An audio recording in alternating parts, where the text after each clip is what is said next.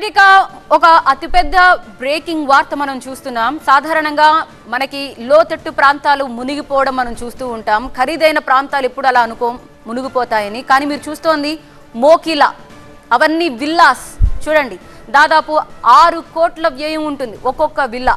So భాగ్యనగరంలో చెరువులు ఎలా ఉంటాయో అవి పొంగి పొర్లితే సీన్ ఎలా ఉంటుందో ఈ వర్షాల సీజన్ కళ్ళ కడుతోంది. ఓ పక్క హైడ్రా యాక్షన్ మనం కొనసాగుతూ ఉండగానే అతి ఖరీదైన ప్రాంతాలు కూడా నీట మునగడంతో ఇప్పుడు ఏవేవో అనుమానాలు వస్తున్నాయి. జిహెచ్ఎంసీ పరిధిలో ఏకంగా 185 చెరువులకు వరద పోటెత్తింది. మొత్తం 33 చెరువులు అలుగుపోస్తున్నాయి.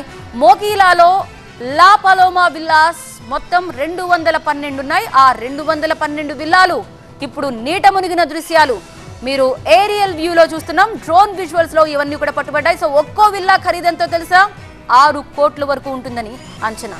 సో వరదలో తీవ్ర ఇబ్బందులు పడుతున్నారు. ఈ లగ్జరియస్ ప్లేస్ లో కూడా ఇలాంటి పరిస్థితులు రావడం నిజంగానే ఎవరు అంచనా వేయలేకపోయారు. సో అది లోతట్టు ప్రాంతం అయినా, లగ్జరియస్ ఏరియా అయినా, ఒకవేళ చెరువులు గనక మనం ఆక్రమించుకుంటూ వెళితే పరిస్థితి ఎలా ఉంటుందో అర్థం పడుతోంది. సో మోకిలాలోని ఖరీదైన ప్రాంతం మనం చూస్తున్నాం. మొత్తం వరద నీటితో నిండిపోయిన పరిస్థితి మనకు కనిపిస్తోంది. దాదాపు 212 విల్లాలన్నీ కూడా ఇప్పుడు ముంపు బారిన పడ్డాయి.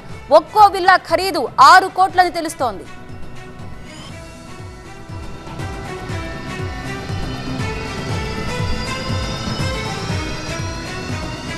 సో ప్రస్తుతం ఈ విల్లాలో యజమానులు ఏవైనా మాట్లాడుతున్నారా? అక్కడ ఒక్కసారిగా ముంపు గురవుతుండడంతో వారు ఎలాంటి ఆవేదన వ్యక్తం చేస్తున్నారు?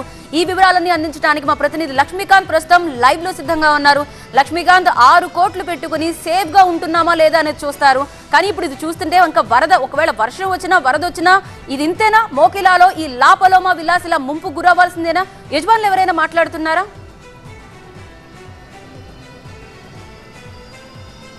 హైదరాబాద్ మహానగరంలో భారీ వర్షాలు ఒక్కసారిగా ముంచెత్తాయి. కొన్ని లోతట్టు ప్రాంతాలు జలమయానికి గురయ్యాయి.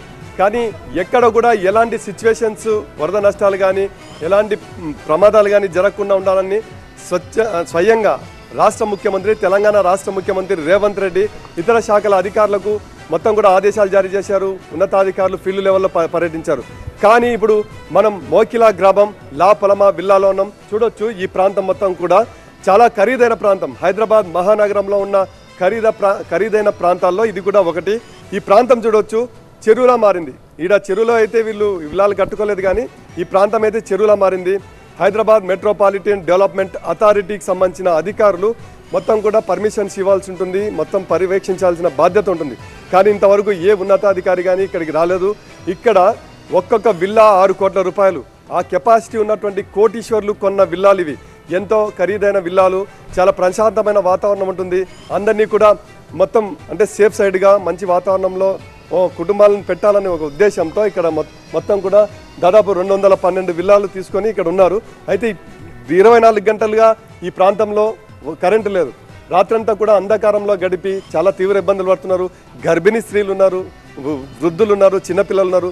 ఇంట్లో నుంచి బయటికి రాలేని పరిస్థితి. ఇక్కడ చుట్టుపక్కల ప్రాంతాల్లో పాములు కూడా ఈ వరద నీటిలో కొట్టుకొని వస్తున్నాయని భయంతో గజగజ వణికిపోతున్నారు. ప్రస్తుతం మహిళలు ఉన్నారు ఇక్కడ, కొంతమంది మాట్లాడే ప్రయత్నం చేద్దాం.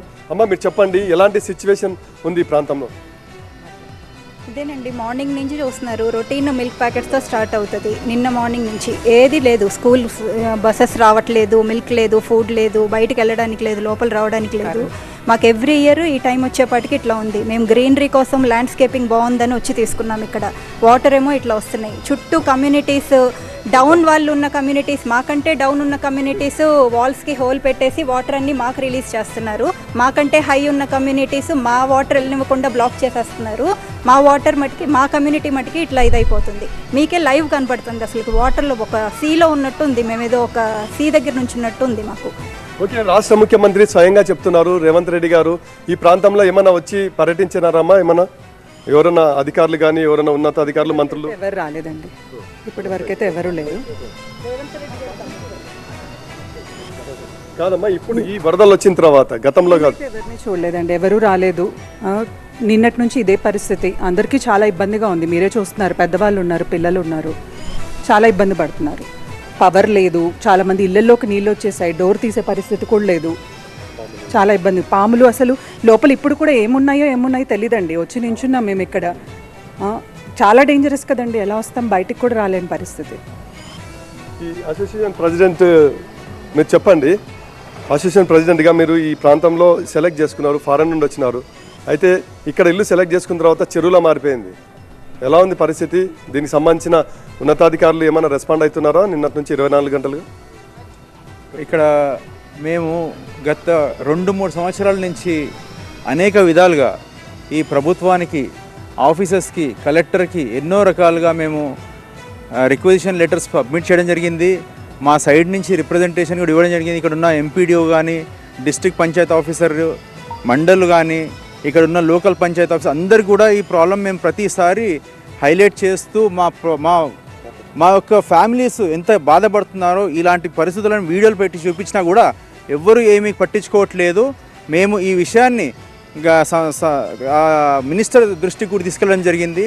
కానీ ఎవరు కూడా మా పట్టింపులు కానీ ఏది కూడా చేయట్లేదు. మేము అందరం కూడా ప్రాపర్గా ట్యాక్సులు కట్టేసి ప్రతిదీ కూడా మేము ఇక్కడ ఉన్న రెసిడెంట్స్ ఒక గవర్నమెంట్ పైన మాకేమి హోప్ తోటి మేము ట్యాక్సులు కొడుతున్నామో, ఎందుకు ఇంత పెట్టి తీసుకున్నామో అర్థం కాని పరిస్థితి మాది. ఒక విల్లా మీరు ఎంత కొన్నారు? ఎన్ని విల్లాలు ఎంత కాస్ట్తో ఇక్కడ మీరు కొన్నారు? ఇక్కడ దాదాపుగా ప్రస్తుతానికి 6 కోట్లకి ఒక విల్లా వెళ్తుంది. దానికి సంబంధించిన ట్యాక్సులు, గవర్నమెంట్ రిజిస్ట్రేషన్ ట్యాక్సులు కానీ, ప్రాపర్టీ ట్యాక్స్ కానీ, ఇక్కడ కరెంటు బిల్లు కానీ అన్నీ కూడా ప్రాపర్గా వసూలు చేసుకుంటారు. ఒక 2-3 మంత్స్ లేట్ అయినా కూడా మేము మీకు నోటీసులు పంపిస్తాము, మీకు అది చేస్తాం, ఇది చేస్తాం బెదిరిస్తారు. కానీ మా సమస్యలు మాత్రం ఎవరు పట్టించుకునే పరిస్థితి లేదు.